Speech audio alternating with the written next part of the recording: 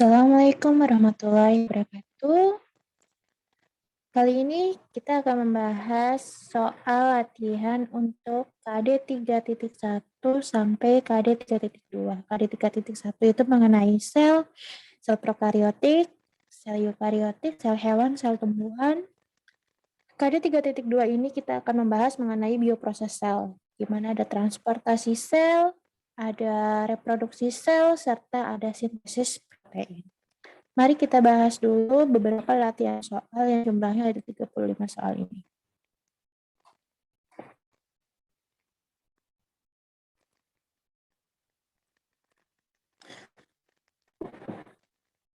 Untuk nomor yang pertama.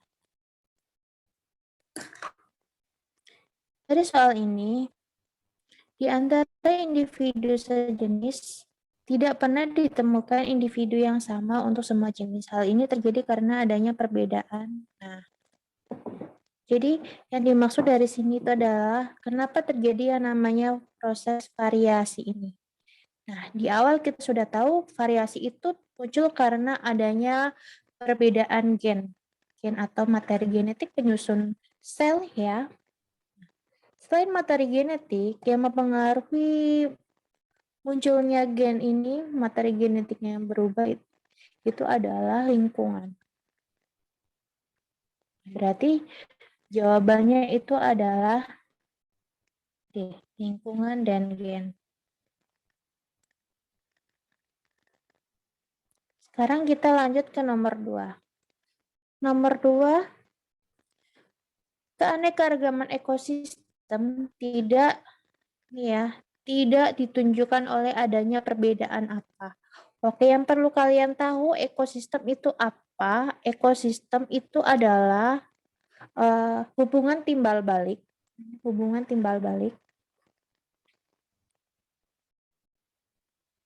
antar komponen.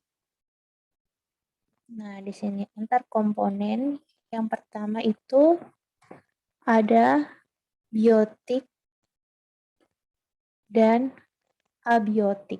Nah, komponen yang hidup itu disebutnya biotik atau biasa kita sebut juga makhluk hidupnya itu adalah biotik. Sedangkan abiotik itu adalah faktor-faktor yang mempengaruhi kehidupan. Faktor-faktor yang mempengaruhi kehidupan. Nah, faktor-faktornya itu apa saja?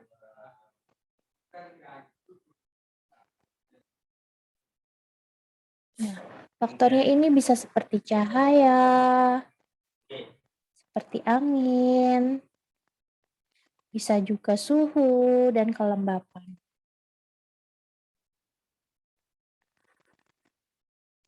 Nah, dari sini keanekaragaman ekosistem itu ditunjukkan oleh adanya perbedaan apa? Nah, keanekaragaman ini terjadi karena ada dua faktor ini, baik secara biotiknya maupun abiotiknya.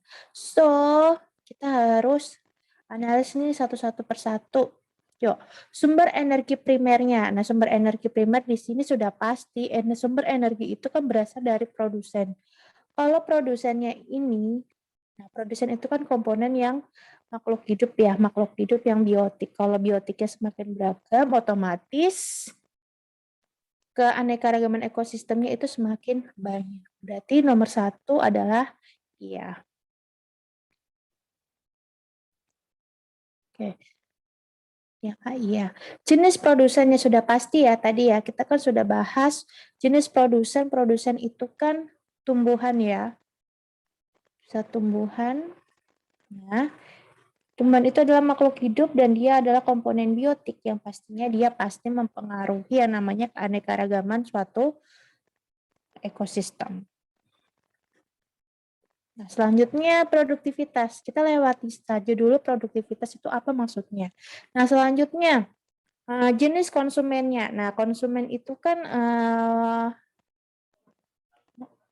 konsumen itu kan berarti hewan-hewan atau yang memakan produsennya ini ya, tingkat tropik yang kedua. Nah, otomatis ini merupakan makhluk hidup juga nih. Nah, makhluk hidup ini berarti dia komponennya komponen yang biotik, berarti termasuk dalam komponen penyusun ekosistem dong. Berarti nomor D itu adalah iya. Nah, komponen biotiknya sudah pasti ya, biotik itu kan makhluk hidup. Nah, otomatis nomor E itu iya. Nah, yang tidak menjadi jawabannya itu adalah produktivitas. Jadi jawaban untuk nomor 2 adalah C. Nih ya.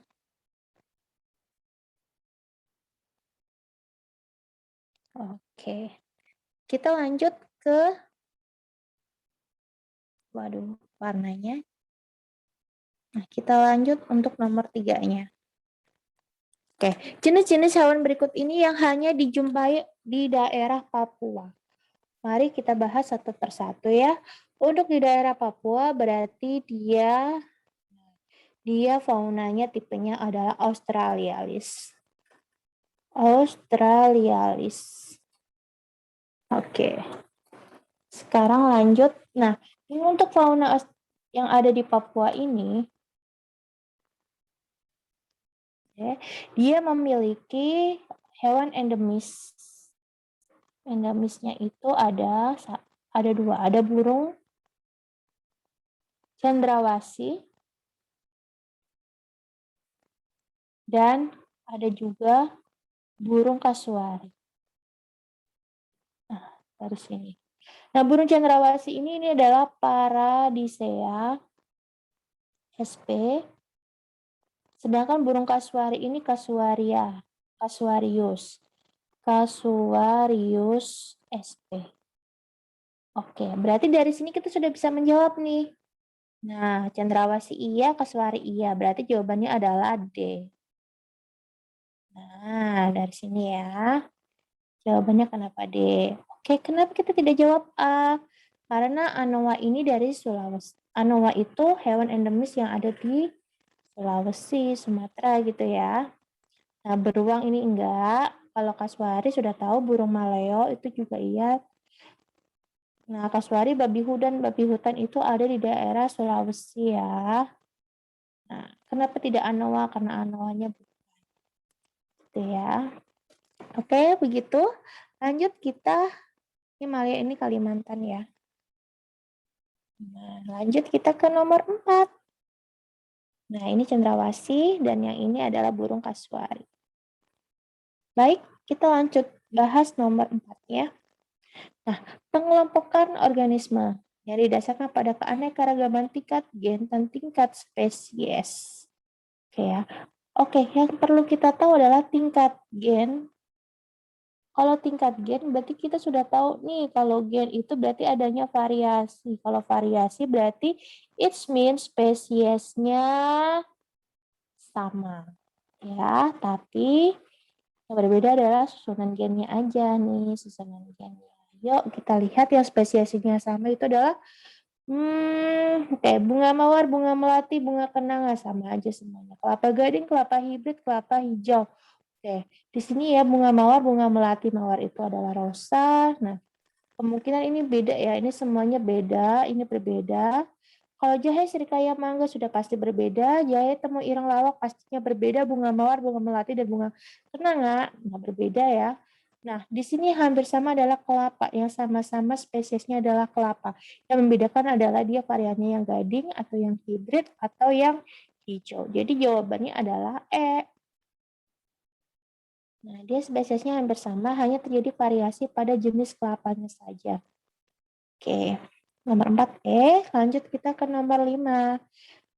Ya, nomor 5, tanaman endemis yang terdapat di daerah Kalimantan. Endemis itu berarti tanaman asli. Nah, tanaman yang asli dan hanya hidup di daerah tersebut.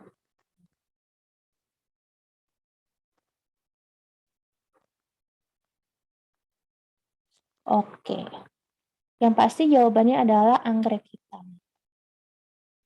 Nah, anggrek hitam ini nama ilmiahnya apa Bu Suci? Nah, anggrek hitam ini adalah Coelogene pandurata. Coelogene pandurata. Nah, kenapa tidak anggrek bulan? Karena anggrek bulan ini adalah anggrek yang umum. Kenapa tidak bunga bangkai dan Arablesiana arnoldi ini dia endemisnya hanya ada di Bengkulu? Nah, kenapa Kadalea? Kadalea ini seperti lontar-lontar gitu ya, dan dia umum. Tumbuhannya umum, ada di manapun kayak gitu. Oke, gitu aja. Nah, ini adalah anggrek hitamnya ya. Lanjut kita ke nomor 6. Nomor 6 di sini penyebab utama Indonesia memiliki keanekaragaman hayati yang tinggi. Sudah pasti ya. Kenapa? Karena satu, nah, iklimnya tropis dan curah hujannya pasti tinggi. Nah, di sini yang membuat keanekaragaman hayatinya adalah tinggi ya. Oke, jawabannya adalah C. Oke, lanjut kita ke nomor 7. Nomor 7 adalah berikut ini yang termasuk ciri-ciri spesies yang endemis. Nah, tadi kita sudah tahu yang namanya endemis, itu kuncinya adalah dia adalah hewan yang hanya ada di wilayah itu dan dia menjadi tingkat trofiknya apa ya namanya persebarannya sempit ya, persebarannya sempit. Nah, selanjutnya dia ini spesies kunci. Jadi dia menjadi spesies kunci. Dia hanya tinggal di situ. Oke, mereka terdapat di wilayah-wilayah dengan keanekaragaman hayati yang tinggi. Apakah iya? Kira-kira ada tidak? Tidak juga. Jadi tidak hanya di keanekaragaman hayati yang tinggi yang ada. Bahkan di Jawa aja yang masih kurang dibandingkan Papua, dibandingkan Kalimantan dan Sulawesi itu juga punya spesies endemiknya itu badak bercula satu. Nah, selanjutnya mereka tersebar secara luas di biosfer. Nah, persebarannya itu malah nggak luas tapi sempit. Nah, lanjut apakah kita akan menjawab C? Mereka membutuhkan batas antar ekonomis. Mungkin iya ya. Nah, sekarang kita coba lihat yang D. Posisi topik mereka menjadikannya sangat sensitif terhadap perubahan lingkungan. Nah, posisi trofik. Nah, tingkatan trofiknya. Nah, endemis ini apakah dia ada di tingkat yang paling tinggi atau yang paling umum?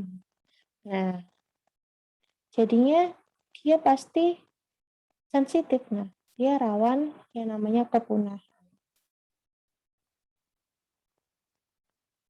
Selanjutnya, mereka merupakan spesies kunci bagi struktur suatu komunitas. Apakah iya? No. Bukan spesies kunci di dalam struktur suatu komunitas ya.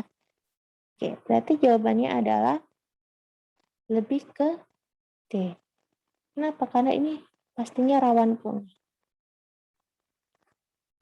Karena apa? Nah, ini persebarannya sempit, hanya di wilayah itu dan menjadi spesies kunci otomatis. Mereka ini semuanya rawan punah. Oke, 7 jawabannya adalah D. Yuk, mari kita bahas soal nomor 8. Garis yang memisahkan jenis fauna Indonesia bagian barat dengan yang ada di bagian tengah adalah garis. Yuk kita lihat gambar ini. Nah, ada dua garis yang menyebabkan persebaran flora dan fauna. Nah, ini persebaran flora dan fauna Indonesia itu dibagi menjadi 3 wilayah. Nah, garisnya itu apa? Yang pertama itu adalah garis Wallace. Ini ya, garis Wallace. Yang kedua itu adalah garis Weber. Nah, apa sih keduanya itu? Nah, kalau garis Wallace itu sudah tahu ya kita. Ini kan bagian barat. Nah, ini bagian timur. Dan di sini adalah bagian tengah. Berarti garis Wallace membatasi daerah barat dan tengah. Sedangkan garis Weber dia membatasi daerah timur dan tengah. Oke, jadi dari sini kita sudah bisa nih menjawabnya. Jawabannya adalah garis Wallace. Oke, lanjut.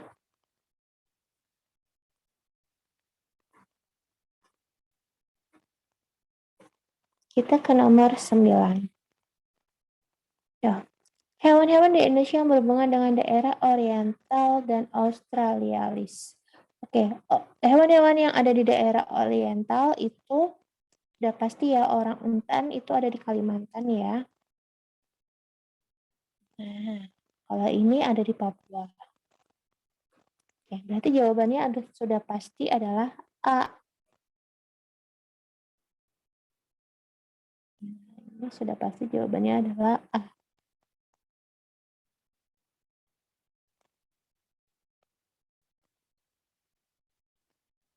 Nah, selanjutnya kenapa kita tidak jawab yang B? Nah, si amang ini dia endemisnya ada di wilayah yang tengah atau dia di daerah peralihan. Kaswari benar, dia ada di daerah timur ya, daerah timur atau di Papuanya. Tapir ini juga ada di wilayah peralihan. Begitu juga Kakatua ini ada di wilayah Papua juga. Nah, badak ini benar. Badak ini ada di wilayah Jawa. Iya kan, berarti wilayah bagian barat. Kanguru ini ada di wilayah Papua. Nah, selanjutnya, kenapa tidak merak ini ada di Jawa, kalau anoa ini ada di bagian tengah, Sulawesi. Kenapa kita tidak jawab yang D? Karena kanguru ini bukan spesies kunci yang ada di wilayah Indonesia ya. Nah, so jawabannya adalah A. Nah, ini bukan spesies kunci.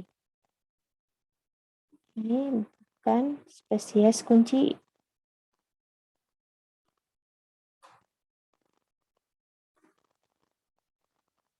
Oke, lanjut kita ke nomor 10. Nomor 10, kita membahas tentang contoh hewan-hewan khas yang tersebar di wilayah neotropik. Wilayah neotropik itu adalah wilayah yang apa sih? Wilayah neotropik, coba kamu amati peta berikut. Nah, wilayah neotropik ini dia terletak di benua, nah ini benua Amerika ya, di daerah benua Amerikanya. Nah, ini kan benua Ethiopia, ini benua Brasil. Nah, neotropik itu dia hewan-hewan yang memang endemis di Amerika. Di datarannya Amerika nih. Contohnya apa? Sudah pasti bukan burung unta dan kudanil nih. Bebek dan angsa? Tidak. Ya, burung kiwi dan platypus kita masih belum tahu ya. Burung kiwi dan platypus sudah pasti bukan ya ini. Ya ini adanya di wilayah Ethiopia. Musang dan kalkun. Kalkunnya ini tidak endemik di Amerika. So, kita akan jawab adalah jawabannya adalah C. Kenapa C? Mari kita lihat listnya. Jadi fauna-fauna yang ada di wilayah neotropik ini contohnya ada kukang, ada armadillo, alpaka, ada kelelawar nih, ada orang utan juga, ada siamang. Nah, siamang ada terenggiling juga nih terenggilingnya. Oke, ada babi, ada kuda, ada kera, ada ilama, ada piranha, ada belut listrik yang ada di Amazon dan tapir. Nah, berarti ini tapirnya iya dan kukangnya iya. Itu. Oke, selanjutnya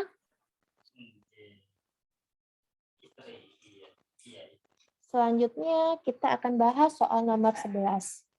Garis walas yang menghalangi penyebaran hewan merupakan garis pemisah antara pulau. Nah, garis walas tadi kita sudah tahu sendiri ya. Kita sudah lihat garis walas itu ini ya. Ini garis walasnya. Nah, dia meliputi wilayah apa saja nih? Ini ada Sumatera, ada Kalimantan, nah, ada Jawa, dan sedikit wilayah Bali. So, berarti jawabannya adalah Sumatera dan Jawa. Nah, sedikit Bali. Balinya mending nggak usah aja ya, kan dia tidak terlalu di Bali. So, jawabannya adalah Sumatera Jawa iya. Kalau Balinya enggak, Kalimantan Sulawesinya enggak, Sulawesi ini enggak, ini enggak, ini enggak, ini enggak. So, jawabannya adalah yang A. Yuk, kita bahas nomor selanjutnya. Kita ke nomor 12. Pada nomor 12 itu adalah gambar dari seekor hewan yang namanya tapir. Tapir ini dia mempunyai nama ilmiahnya Tapir indicus. Tapir indicus. Nah, Tapir ini dia endemis. Endemis ada di wilayah fauna peralihan. Nah, fauna peralihan ini berarti fauna peralihannya, kenapa dia endemisnya ada di Pulau Sulawesi? So, berarti kita ada di wilayah peralihannya ini ya. Jawabannya adalah C.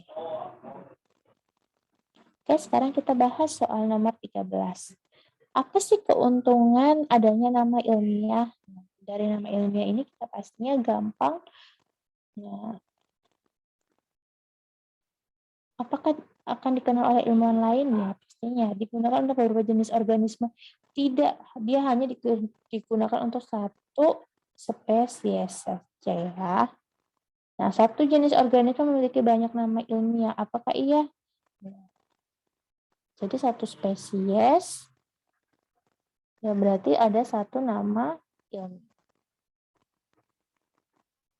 Dikenal ilmuwan biologi di seluruh dunia, sudah pasti. Jadi jawabannya adalah D. Menggunakan bahasa Inggris, saya rasa. Oke ya. Oke, jadi jawabannya adalah 13D.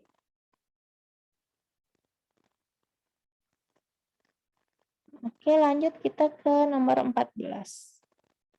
Pada nomor 14, pernyataan berikut yang benar mengenai Allium cepa dan Allium sativum. Allium itu menunjukkan genusnya. Untuk yang Allium cepa, nah ini cepanya berarti menunjukkan spesies dari bawang merah. Nah, kalau Allium sativumnya itu menunjukkan adalah spesies dari bawang putih. Nah, so dari sini kita sudah bisa nih bahwa genusnya sama. Genus itu adalah jenis atau bisa kita sebut juga marga. So, jawabannya adalah yuk kita analisis dulu. Jenisnya sama, yes, marganya sama. Oh, berarti jawabannya sudah pasti nih. Nah, oke. Oh, kenapa kita tidak jawab B? Marganya sama, ya sukunya berbeda. No. Kalau sudah pasti marganya sama, pasti sukunya sama, gitu ya. Marganya sama, jenisnya berbeda. Marga sama jenis itu sama penyebutannya. Jenisnya sama, marganya berbeda. Nah, jadi dibalik lagi. Sukunya berbeda, jenisnya sama. Gitu ya. Oke. Sekarang kita lanjut ke nomor 15. Oke, pada nomor 15 itu yang merupakan tujuan dari klasifikasi dari sini ya. Nah, tujuan dari klasifikasi itu satunya pasti, apakah dia menentukan bersama yang berbeda makhluk hidup? Tidak.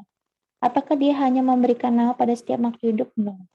Yang pastinya tujuan dari klasifikasi adalah menyederhanakan objek studi yang tadinya banyak sekali ya keanekaragaman hayatinya. Dengan adanya klasifikasi ya udah kita akan lebih sederhana mempelajari ini kelompok hewan, ini kelompok tumbuhan, ini kelompoknya bakteri, ini kelompoknya jamur, ini kelompoknya protozoa gitu ya. Oke, lanjut kita ke nomor 16. Penggolongan organisme dengan menggunakan sistem klasifikasi filogenetik. Nah, kalau udah ngomongin filogenetik, berarti dia berkaitan dengan proses yang namanya evolusi dari makhluk hidup. Nah, pengelompokan makhluk hidup berdasarkan proses evolusinya. So, jawabannya adalah D. Di sini, yuk lanjut kita ke nomor 17. Manakah dari pernyataan berikut yang bukan merupakan peran utama dari sistem klasifikasi? Yang pastinya peran utama dari klasifikasi tadi ya untuk membantu mengingat, untuk memperbaiki keakuratan prediksi kita belum tahu. Nah, untuk membantu menjelaskan hubungan kekerabatan, hubungan di antar makhluk hidup ya sudah pasti hubungan kekerabatan ya ini. Kita akan tahu kita kerabatnya paling dekat dengan siapa. Untuk memberikan nama yang relatif tetap bagi makhluk hidup ya, untuk pemberian nama ilmiah atau kita kenal dengan istilah binomial nomenklatur. Karena kan di setiap daerah itu kan berbeda-beda. Nah, harus ada yang menyatukan. Siapa yang menyatukannya? Itu nama ilmiahnya. Satunya untuk melacak kunci identifikasi sudah pasti. Jadi jawabannya yang bukan merupakan peran utama dari sistem klasifikasi itu ya ini untuk memperbaiki keakuratan prediksi ini ya. Jawabannya adalah yang B. Lanjut kita ke nomor 18. Berikut ini ciri-ciri dari hutan hujan tropis. Nah, kecuali yang mana nih yang bukan merupakan berarti yang pastinya dia itu hutan hujan tropis ya. Hutan hujan tropis ya, dia itu pasti ada di iklimnya pasti tropis. Kalau sudah tahu ini iklimnya tropis, berarti suhu rata-rata temperaturnya itu 18 derajat Celcius ke atas. Nah, ini. Nah, selanjutnya pastinya tanahnya lebih subur. Nah, yang ketiga, pastinya curah hujannya. Namanya juga hutan hujan ya. Curah hujannya itu 1750 sampai 2000 nanometer kubiknya ini ya. Nah, selanjutnya jumlah bulan keringnya. Nah, jumlah bulan keringnya itu kurang dari 2. Nah, selanjutnya dia ada tersebar di wilayah dataran yang rendah. Nah, dari dataran rendah itu sampai dataran yang tinggi. Ya. Oke, berarti jawabannya adalah A yang tidak terlalu ya.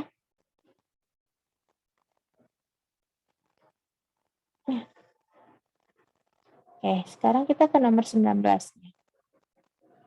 Terumbu karang yang ciri-ciri mengelilingi pulau vulkanik. Dari pulau-pulau vulkanik ini kita sudah bisa tahu nih, jawabannya sudah pasti atolls. Kenapa atolls? Nah, itu atolls itu adalah terumbu karang yang mengelilingi laut-laut yang dimana dia itu punya gunung-gunung bawah laut atau gunung-gunung vulkanik di dalamnya.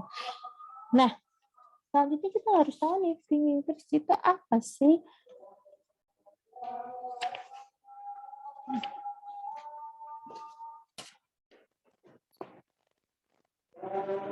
Nah, flaming fish itu adalah terumbu-terumbu karang yang dia menyusun daerah-daerah pesisir. Jadi yang ada di permukaan nih, yang kelihatan terumbu karangnya. Nah, lanjut barier, namanya juga barier. Nah, dia pasti membentuk yang namanya laguna. Nah, lanjut patch reef itu apa? Patch reef itu adalah terumbu-terumbu karang yang ada berupa dataran, kayak jadi bentuknya itu datar. Nah, selanjutnya coral reef. Nah, itu terumbu karangnya ini disebutnya adalah coral. Sama saja. Yuk kita lanjut ke nomor 20. Nomor 20 jenis tumbuhan yang ada di ekosistem bakau itu sudah pasti adalah Rhizopora dan Soneracia coleolaris. Rhizopora itu adalah bakau yang kita kenal. Sedangkan yang akarnya tunjang ya. Ini akarnya tunjang. Ini. Sedangkan untuk yang Soneracia ini kita sebut juga dengan kayu api-api. Nah, kenapa? Karena dia punya bentuk akar itu pensil. Jadi yang tumbuh ke atas. Yuk kita lihat dulu gambarnya. Nah, itu adalah gambar dari Soneracia, sedangkan yang kedua ini itu adalah gambar dari Rhizopora. Oke, itu pembahasan untuk nomor 20. Jadi jawabannya adalah C. Yuk, kita bahas nomor 21. Soal nomor 21, salah satu fungsi ekologis nih dari Padang Lamun adalah yang pasti adalah dia menjadi tempat perlindungan. Nah, Padang Lamun itu kan dia ada di wilayah pantai. Pantai yang dangkal lah. Pantai yang dangkal. Kenapa di situ kan banyak sekali rumput-rumputan. Nah, Banyaknya rerumputan ini menjadi sumber produsen. Nah, berarti produsennya ini tinggi. Nah, karena produksinya tinggi, otomatis dia juga sebagai tempat perlindungan bagi invertebrata dan ikan-ikan kecil. Di situ ada makanannya. Bisa juga tempat berlindung untuk dari gangguan predatornya nih. Nah, berarti jawabannya adalah yang A, nomor 21. Sekarang kita ke nomor 22. Yuk kita bahas nomor 22 yang termasuk pelestarian secara in situ. Pelestarian secara in situ berarti pelestarian yang dilakukan di habitat aslinya.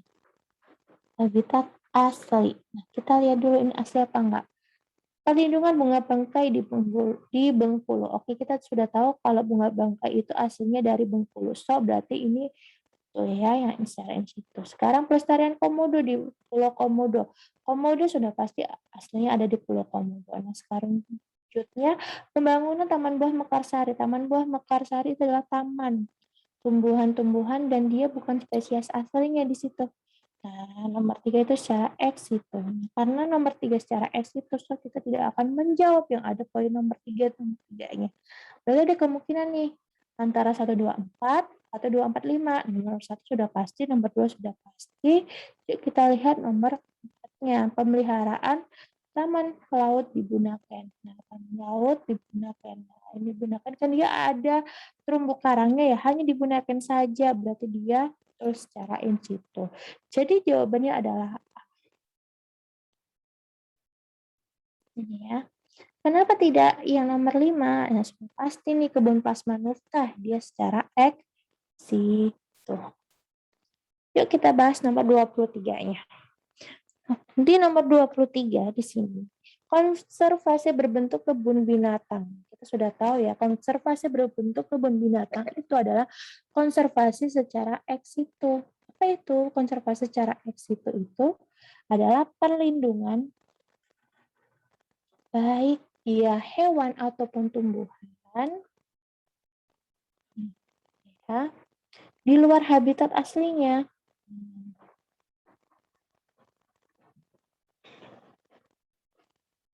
Nah, karena nomor 1 itu betul, berarti kita akan jawab antara A dan B.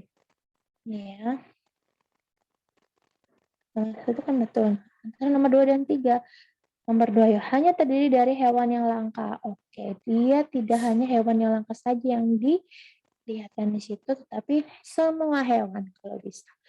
Dan dimanfaatkan sebagai tempat untuk rekreasi. Berarti nomor 1 dan nomor 3. Karena nomor 2-nya tidak.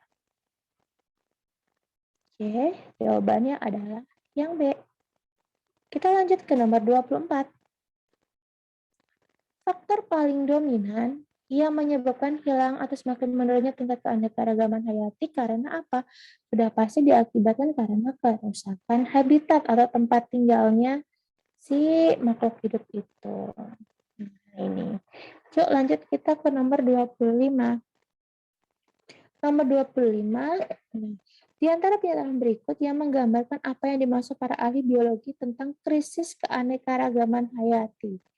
Nah, krisisnya itu kenapa? Krisisnya yang kita sudah tahu bahwa KHT itu sudah semakin menurun. Nah, menurun itu karena ada apa? Ada faktor dari aktivitas manusia,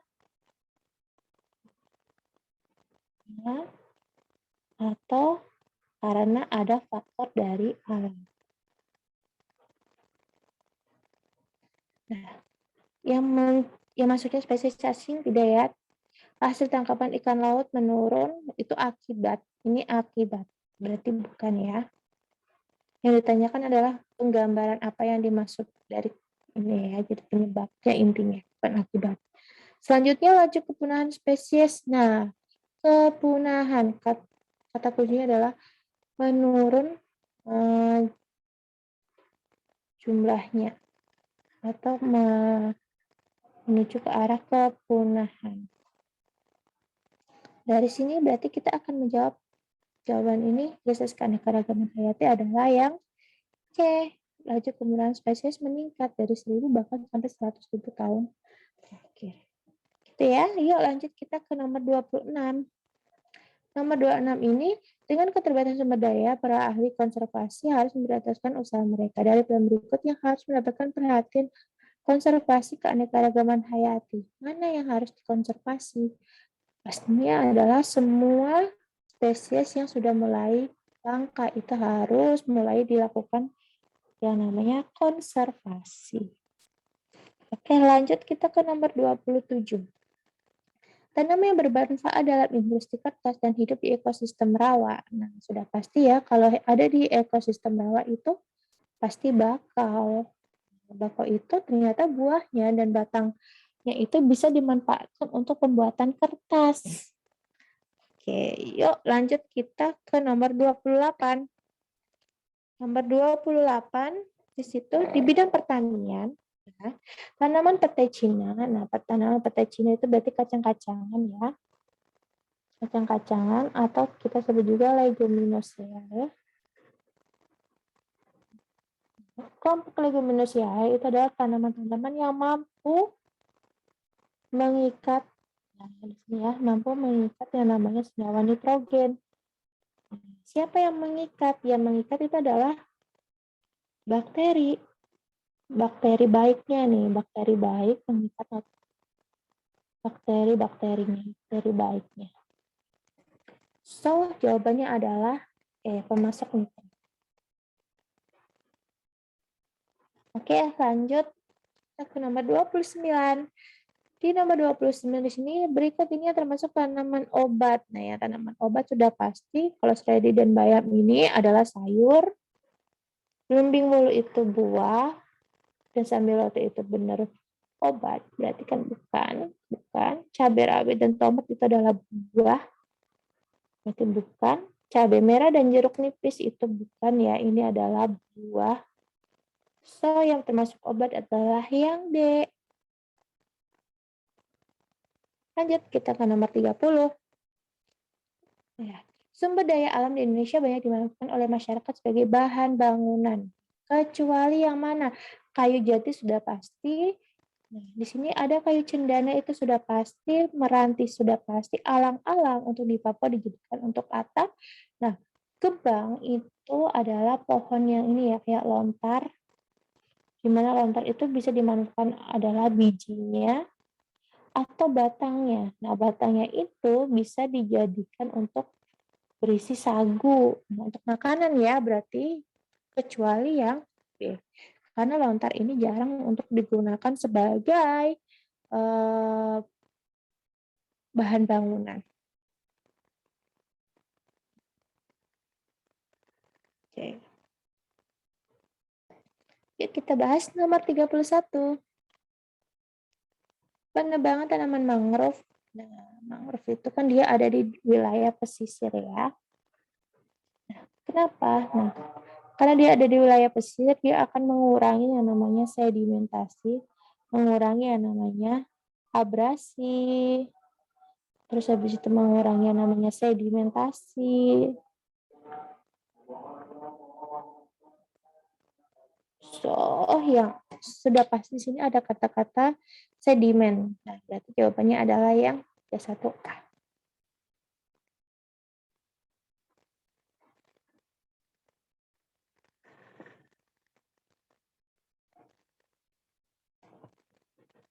Lanjut nomor 32. Siswa kelas I mendapat tugas. Nah, ini ya, vegetasinya beragam termasuk tumbuhan paku dan anggrek. Oh, tumbuhan paku dan anggrek dia adalah jenisnya liana atau pemanjat. Pemanjat yang ada di hutan-hutan gitu ya. Tumbuhnya memiliki kanopi yang lebar. Oh, berarti dia kerapatannya tinggi. Kerapatannya tinggi berarti ada pohon dengan tajuk yang lebar. Nah, ukurannya pastinya lebar nih. Selanjutnya terdapat berbagai jenis serangga, banyak burung, banyak monyet, dan ada juga harimau. Otomatis di situ sudah pasti ada hutan hujan tropis. Ya. Lanjut kita ke nomor 33. Seorang peneliti menyilangkan jeruk bali nih, ada jeruk bali disidangkan dengan jeruk Medan, rasanya manis dan warnanya kuning. Tanaman hasil penyilangnya ternyata tidak. Nah, jeruk bali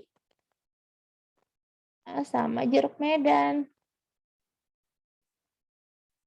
Nah, mereka ini sama-sama jeruk, sama-sama citrus. Yang berbeda adalah susunan gennya, susunan fenotipnya saja yang rasanya itu loh, yang rasa. Dari rasanya saja yang berbeda. So, karena dia sama-sama samanya satu spesies, kalau dia dikawinkan, dia dikawinkan atau dibastarkan, dia tidak akan menghasilkan spesies yang baru.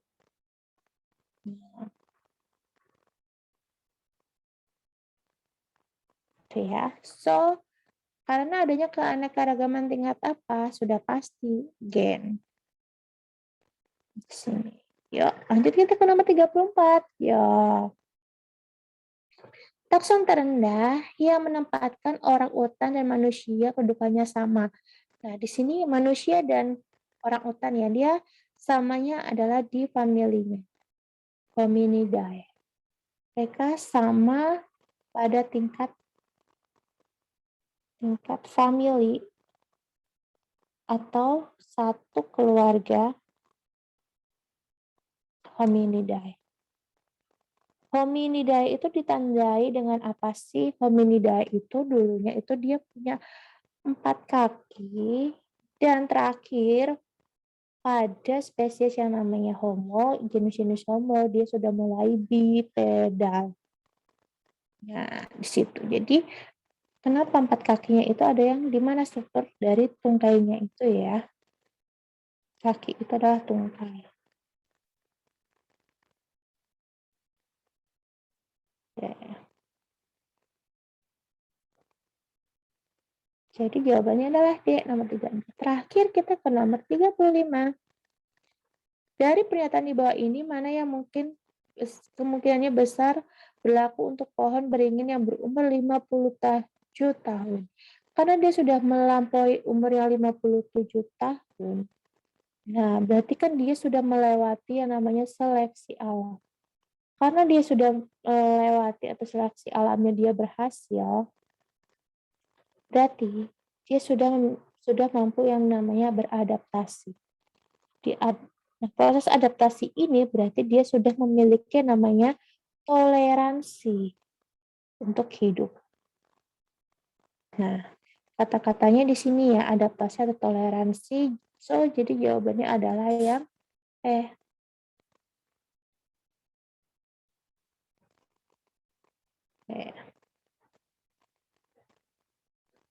Itu aja penjelasan kita untuk materi KD 3.1 sampai KD 3.2. Saya rasa cukup pertemuan kita hari ini. Terima kasih sudah memperhatikan penjelasan saya. Silakan kalian koreksi benar dan salahnya. Saya tunggu untuk bisa saya nilai. Wassalamualaikum warahmatullahi wabarakatuh.